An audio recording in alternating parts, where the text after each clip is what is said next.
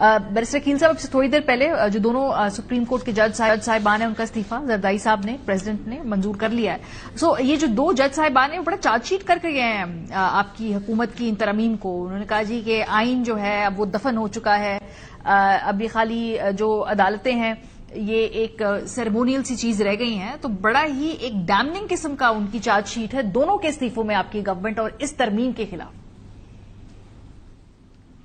बिस्मिल्लाहिर्रहमानिर्रहीम, मारिया साहब बहुत बहुत शुक्रिया।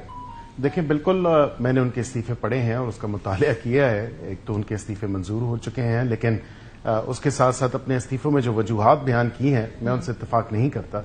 क्या ये बताएं कि पार्लियामेंट का ये इस्तेकाक नहीं है कि वो आईनी तरमीम कर सके? इससे पहले भी 26 मरतबा यही पार्लियामेंट जब से आइन आया और आइन बना तो उसके बाद तरमीम आती रहती हैं, इसमें कोई ऐसी नई बात नहीं है।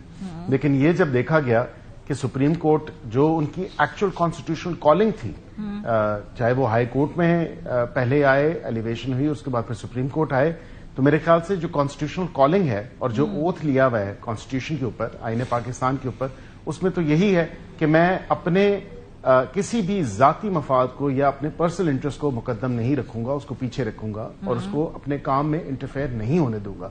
दूसरी बात उन्होंने जो कॉन्स्टिट्यूशनल कॉलिंग के ऊपर थी, मैं समझता हूं कि आईने पाकिस्तान और वो जो हलफ उन्होंने लिया है वो ये भी तकाजा करता है कि आप इंसाफ की फराहमी, जो आम शहरियों तक इंसाफ की फराहमी है या लिटिगेंट्स को इंसाफ की फराहमी जो मुयसर होगी उसको आप यकीनी बनाएंगे। तो मेरे ख्याल से ये कॉन्स्टिट्यूशनल कॉलिंग जो थी, असल कॉन्स्टिट्यूशनल कॉलिंग तो ये थी, लेकिन शायद एक पॉलिटिकल गेम्स में हिस्सा लेना ज्यादा मुकद्दम, ज्यादा बेहतर समझा।